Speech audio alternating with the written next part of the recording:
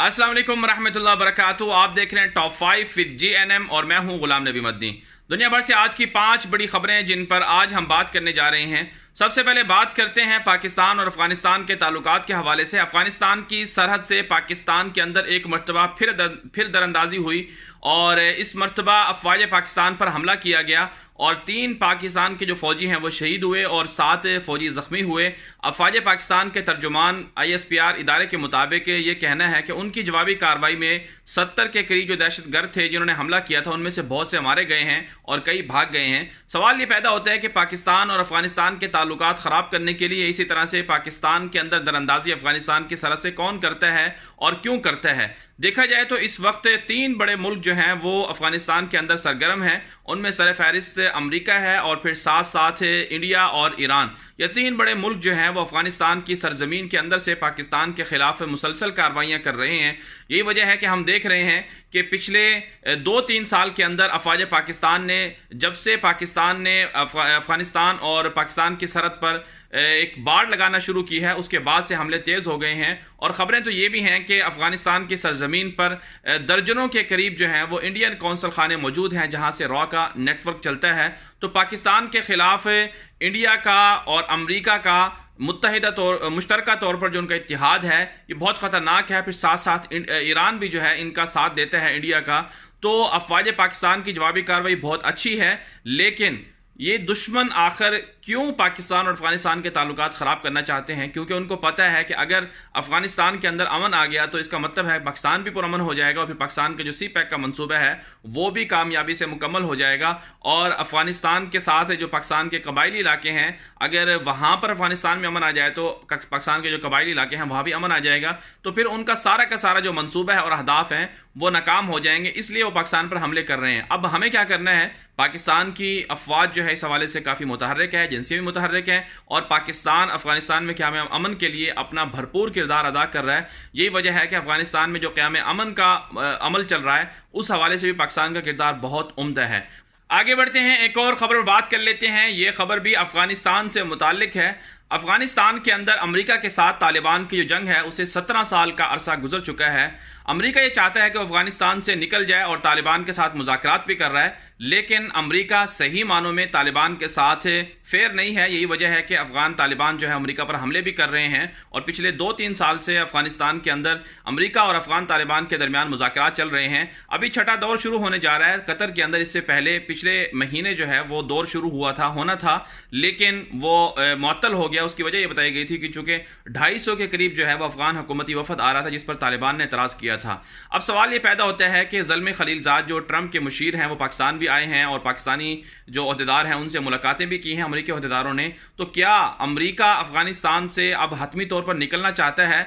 तो इस हवाले से जो अफगान तालिबान हैं वो तो शायद ज़्यादा पुरुमीद नहीं है और अमेरिका भी चाल खेल रहा है अफगान तालिबान के साथ कि उनके साथ मुज़ाकरात करके किसी तरह से जो हमले हो रहे हैं, मौसम बहार के जो हमले तालिबान कर रहा है अमेरिका के खिलाफ अमेरिकी फ़ौजियों पर, अमेरिकी बेसिस पर, वो हमले रुकवा लिए जाएँ। लेकिन ज़्यादा यही वजह है कि ज़्यादा पुरुमीद अफगान तालिबान नहीं है और अफगान तालिबान की तरफ से जो खबरें सामने आती रहती हैं वो यही हैं कि 70 से 80% इलाके पर उनका कंट्रोल है और मजीद वो हमले भी कर रहे हैं जिससे अमेरिका परेशान है। लेकिन बहरहाल एक बात ज़रूर है कि अफगानिस्तान के अंदर जब तक क़याम अमन नहीं होगा तब तक वहाँ जो सूरत हाल है या अफगान अवाम उन्हें भी सहूलत नहीं मिलेगी और सिर्फ पाकिस्तान और बाकी जो खित्ते के मालिक हैं उन्हें भी अमन व अमान की जो एक माहौल है वो मैसर नहीं आएगा। इसलिए इससे जो मुज़ाकराती अमल है इसको हम तो सराहते हैं, पाकिस्तान भी इसमें किरदार अदा कर रहा है, लेकिन अमेरिका इसमें संजीदा नहीं है। अगर अमेरिका संजीदा हो जाए तो मेरे ख्याल में ये जंग जो है बहुत जल्द ख़त्म हो सकती है और इससे अफगान जो अवाम है उनको भी सुकून मिल सकता है और पाकिस्तान के अंदर जो दहशतगर्दी बदअमनी होती है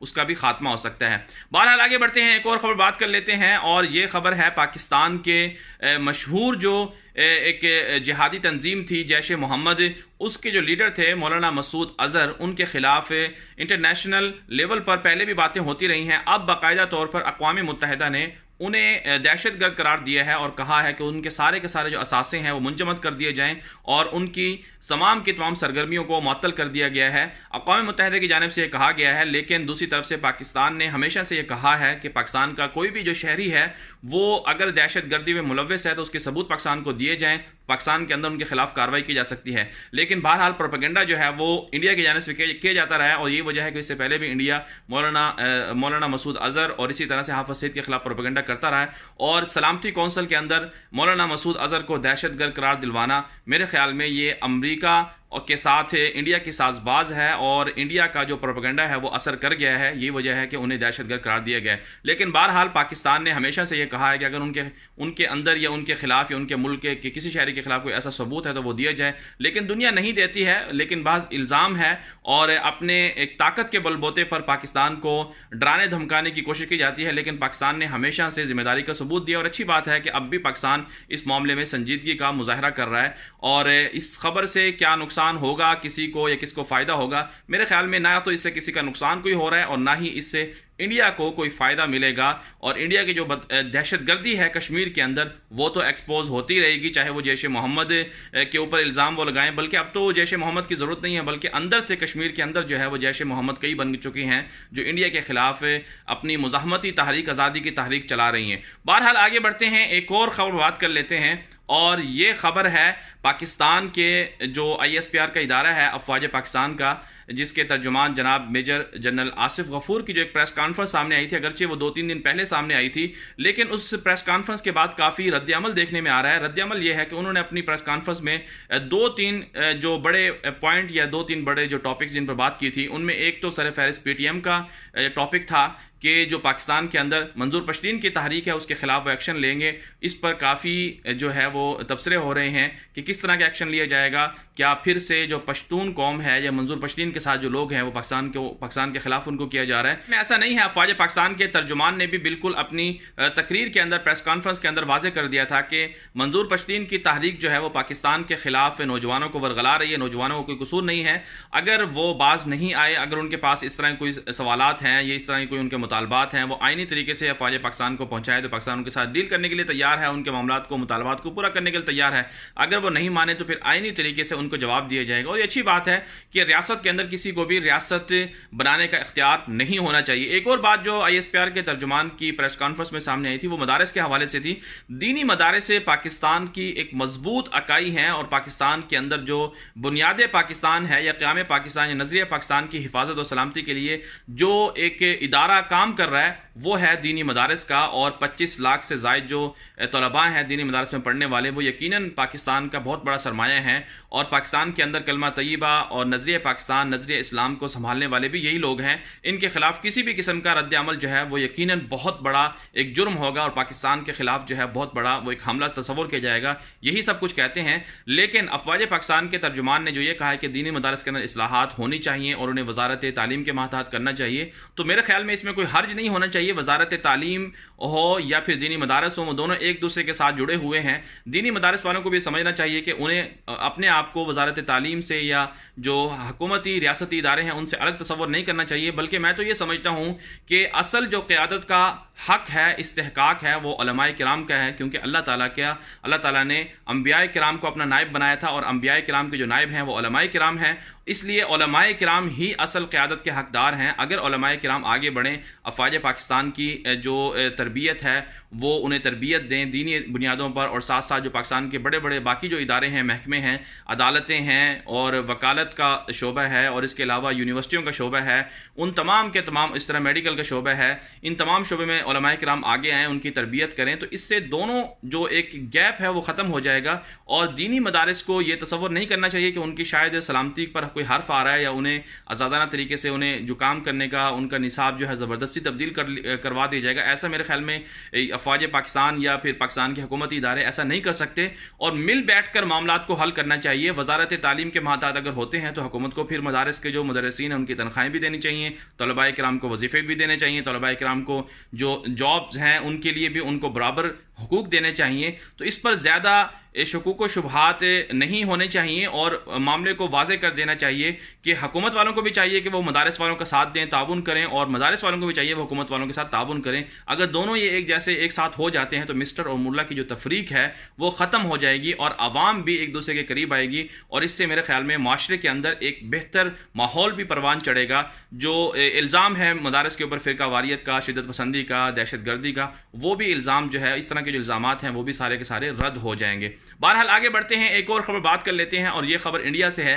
इंडिया के अंदर चूँकि इंतखाबात आखिरी मराहिल में दाखिल हो चुके हैं और मुस्लिम दुश्मनी भी उरूज पर है, अब एक और ख़बर सामने आई है कि इंडिया के अंदर जो शिद्दत पसंद तंजीम है शिवसेना और उसका जो बाकी अलाइंस है, इत्तिहाद है 13 जमातों का, जिसमें भारतीय जनता पार्टी भी शामिल है, मोदी की जमात, इन सब ने शिवसेना की जानिब से मुतालबा किया गया है कि इंडिया के अंदर, हिंदुस्तान के अंदर जहां 25 करोड़ के करीब मुसलमान बसते हैं, उनको बुर्का पहनने या हिजाब पहनने या उनका चेहरा ढांपने पर उन्हें पाबंद किया जाए कि वो चेहरा अपना ना ढांपें। उनके खिलाफ कानून साजी होनी चाहिए कि बुर्का पहनने पर पाबंदी हो, हिजाब पहनने पर पाबंदी हो। और इस पर जो एक मजमून लिखा गया है एक अखबार के अंदर, जो शिवसेना के मातहत अखबार चलता है, उसके अंदर उसमें यह कहा गया है कि चूंकि श्रीलंका के अंदर जब दहशतगर्दी का वाकया हुआ तो उसके बाद वहां पर भी चेहरा ढांपने पर औरतों को मना कर दिया गया और बाकी लोगों को भी इसी तरह से इंडिया के अंदर भी, हिंदुस्तान के अंदर भी ऐसा ही होना चाहिए। लेकिन ये महज और महज जो है इंडिया के अंदर जो ये मंसूबा सामने आ रहा है, ये मुस्लिम दुश्मनी का एक शाखसाना है, मुस्लिम दुश्मनी का सबूत है, मुसलमानों के खिलाफ नफरत अंगेज रवैये का इजहार है। और जो एक आर्टिकल लिखा गया है शिवसेना की जमात की तरफ से और जो मुतालबात सामने, उसमें यही कहा गया है कि चूंकि राम की जो सरजमीन है यानी हिंदुस्तान, उसमें औरतें हिजाब क्यों करती हैं, बुर्का क्यों पहनती हैं, तो मुसलमानों को, इंडिया के मुसलमानों को इस हवाले से अब ज़रूर गौर करना चाहिए कि उनके खिलाफ क्या कुछ किया जा रहा है। और अगर मोदी सरकार जीत जाते हैं, इसी तरह से शिवसेना, भारतीय जनता पार्टी और आरएसएस और बाकी जो शिद्दत पसंद तंजीमें हैं मुसलमानों के खिलाफ इसी तरह का नफरत अंगेज रवैया बरकरार रखती हैं, तो इंडिया जो है फिर टुकड़े टुकड़े भी होगा और इंडिया के अंदर जो मुजाहमती तहरीकें हैं वो भी कामयाब हो जाएंगी और फिर आज़ादी की तहरीकें मज़ीद भी बढ़ेंगी और फिर इससे हिंदुस्तान का जो मुस्तकबिल है वो भी बहुत ख़तरे में बढ़ जाएगा। बहरहाल आज की 5 खबरों के साथ आज के लिए इतना ही, इजाज़त दीजिए। अल्लाह।